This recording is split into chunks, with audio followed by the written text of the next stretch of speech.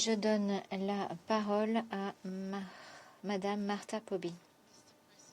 Monsieur le Président, depuis près de 3 semaines, les manifestations populaires en République islamique d'Iran se sont rapidement transformées en troubles à l'échelle nationale, provoquant d'importantes pertes en vie humaine. Les manifestations ont commencé le 28 décembre 2025.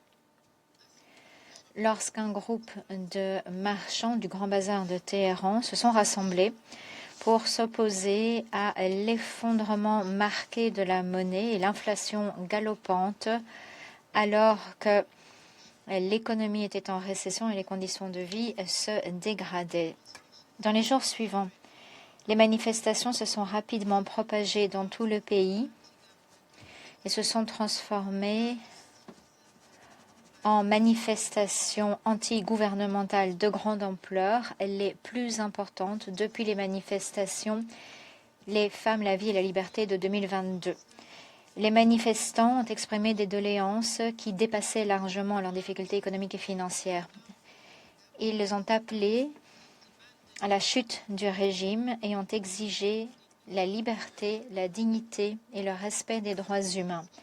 Certains manifestants scandaient des slogans favorables à la monarchie. Les manifestations étaient initialement pacifiques avec quelques escarmouches isolées opposant manifestants et forces de sécurité, selon les informations transmises par les médias, les observations de nos collègues des Nations Unies dans le pays et le gouvernement iranien. Toutefois, dans la soirée du 8 janvier, les manifestations se sont propagées à Téhéran et d'autres grandes villes. En réaction, les autorités iraniennes ont imposé un blackout quasiment complet des communications qui reste d'application à l'heure actuelle. Les autorités ont également ordonné l'évacuation des dortoirs dans les universités, ont érigé des barrières de ciment au centre-ville et aurait eu recours de façon excessive à la force à l'encontre des manifestants. D'après les médias et les groupes de défense des droits humains, les forces de sécurité auraient tué des centaines, voire des milliers de manifestants et de passants du 8 au 10 janvier. Les Nations Unies ne sont pas en mesure de vérifier ces chiffres. Le gouvernement iranien a affirmé n'avoir eu d'autre choix que de réagir face à ce qu'il décrit comme des terroristes organisés et des émeutiers qui auraient infiltré les manifestations et ouvert le feu contre les forces de sécurité et les manifestants dans l'objectif de provoquer une intervention militaire étrangère. Le gouvernement a également accusé ces éléments d'avoir tué des centaines de civils et de membres des forces de sécurité. Monsieur le Président, le secrétaire général s'est dit éminemment préoccupé par le recours excessif à la force en Iran et a insisté sur la nécessité urgente d'éviter de faire davantage de victimes. Le secrétaire général a rappelé que tous les Iraniens devaient pouvoir exprimer leurs doléances sans crainte et de façon pacifique. Il a rappelé que les droits à la liberté d'expression, de rassemblement et d'association consacrés par le droit international devaient être dûment respectés et protégés. Il a également appelé à prendre des mesures pour rétablir l'accès à l'information et notamment il a appelé à la levée du blackout. Les observateurs des droits humains font état d'arrestations massives en Iran en lien avec l'actuelle vague de manifestations. Selon les estimations, il y aurait plus de 18 000 détenus à la mi-janvier 2026, même si l'ONU n'est pas en mesure de confirmer ces chiffres.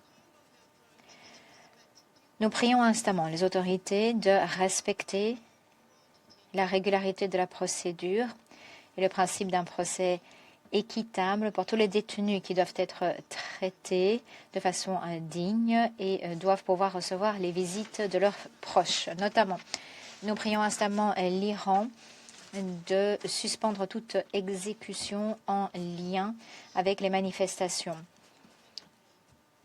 Tous les décès doivent faire l'objet d'une enquête rapide, indépendante et transparente. Les individus responsables de toute violation doivent rendre des comptes et ce conformément aux normes internationales. Monsieur le Président, la situation en Iran est éminemment préoccupante et en évolution constante. Les manifestations se poursuivent, même si elles semblent être moins importantes que la semaine dernière. Dans ce contexte, nous prenons note de plusieurs déclarations publiques qui envisagerait d'éventuelles frappes militaires contre l'Iran, ce qui est très préoccupant. Cette dimension extérieure ne fait que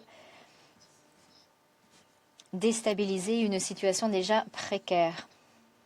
Tous les efforts doivent être consentis pour éviter que la situation ne se dégrade davantage.